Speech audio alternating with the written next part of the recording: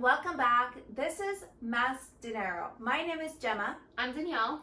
And this is a channel where we talk about our expertise and our experience when it comes to all things money. Today we are going to help you eat away at debt.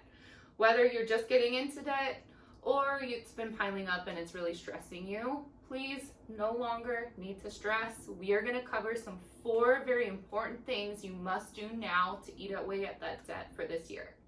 Alright guys, so it's 2022 and I know a lot of people want to get out of debt. Obviously that is the goal for anybody that has any kind of debt.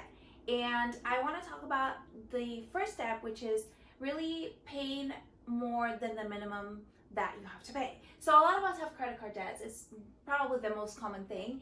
And many of us are paying $35 here, $40 there, you know, just to kind of get by and pay the minimum. So my tip for you guys is to somehow figure out a way to pay a little bit more so that you can make a graded impact, a graded dent on your debt within 1 year. And for those of you who do have credit cards, it's very important to be paying your utilization down, right? But for those of you who can't, again, these tips are going to help you. If you don't have credit, please get some, because that is what's going to help you have a solid credit score, is payments reporting monthly, revolving debt, right? So with what you said, I love this point, and it comes to a place with those of you who are very high in debt and you're like, I don't know what else to do. I don't know, I'm living paycheck to paycheck, like I don't know how to get more cash in my hands to pay this down more than the minimum required, let alone the minimum itself.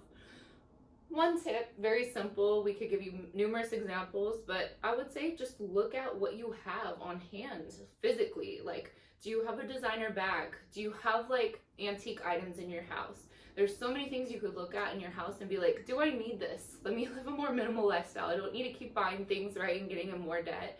Let me pay off the debt with what is in my house, or you know, what I can sell. You can go on OfferUp and place your items, right? That's one way on like apps. You can also go to consignment stores if you have luxury items and put those for sale. You can have a yard sale, right? So that's definitely one way or tip that we want to share for you to pay down your debt. I like this one because you actually have the opportunity. You don't have to go get a second job, and you don't have to start a business or do things that you just may not have the time for. But we do have a lot of stuff. We tend to clutter and bring more stuff into our homes. Yes. So maybe just look around and find things like maybe furniture, maybe some stuff, old clothes. I don't know.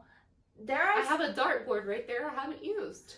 That you I could could just sell get it. rid of, yeah. And obviously, there's a million platforms to do that. I think eBay is probably the biggest one where you can just list things and, you know, make a little bit of money on the side. And at the same time, you're doing this thing of cleansing your space and opening up your house to just being more, what they call it, like harmonious and like open to Feng shui. Yeah, and, that's like, that kind of peace. stuff. Yeah. So I think that's pretty cool. Totally. And like it starts to create that energy of that habit of like really second guessing yourself, asking yourself like, hey, when I go to purchase something, if you're already in debt, like make that choice right then and there, like, oh, I don't really need this because I'm gonna have to go sell it again later. Yeah. Just like all my other stuff.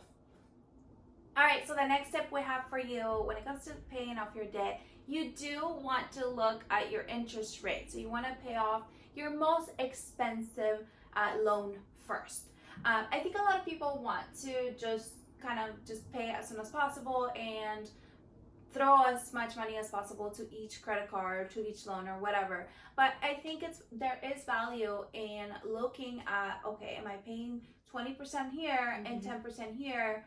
Because obviously that's just money that you're paying to the credit card companies. Totally. It's not going towards your debt. So we It's a want to big look cost. at, we want to look at, okay, where is my interest the highest first? And I know it's a little bit of homework because especially credit cards, they're a little bit tricky. They do that on purpose and they want us to not know exactly what we're paying.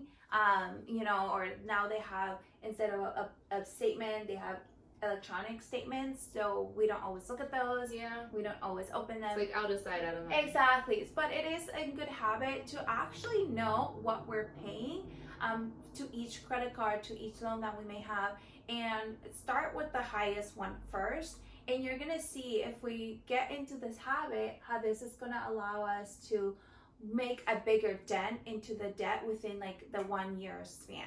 Yeah, and one by one you can just knock it out. But if this really, for some of you, becomes just too overwhelming, and let's say you don't have items to sell, our previous tip, or you're just like in over your head in debt, it's just a really serious, bad situation where it's beginning to affect your life in so many other ways, you're stressed. Well, you need to look to a professional at this point, I think is our best next recommendation. So that way you can get the proper advice of how to move forward. And there are different ways to move forward. It's not just one way. So if you go to someone who says, well, we do debt consolidation, we do debt restoration, we do credit repair, like these are all different things, right? And so you really need to do your research. Even after just talking to one individual, maybe talk to 3 individuals from each category, and then do your own research on that, because one route is not the best out of what is out there for everyone. Yeah. Everyone's situation is so different. So debt consolidation is probably not the answer for certain cases. Debt restoration, they're very different. You need to look into the specifics and make a decision for yourself. And I would say even go take it a step further, and maybe talk to or consult with someone who does your accounting as a CPA. Maybe you don't have that. Maybe you have a financial advisor or someone you could go to for that like outside perspective that can, is seasoned in what they're doing in life. If they have a business or have been there with debt, it's good to get advice from someone who's been through it already, even if that's just a friend, and say, hey, like, would you do this in my circumstance? And again, well, and one other thing is like, we're not saying when it comes to getting professional help, I think a lot of people are like, no, I got into debt and I'm gonna pay this off and like until I die, right? Yeah. But you have to understand this is for extreme situations. I know a lot of people who have huge bills from medical stuff, and they're very, very large, and they just don't, they work to pay those off. Or so that loans. may be, exactly, that's the other point.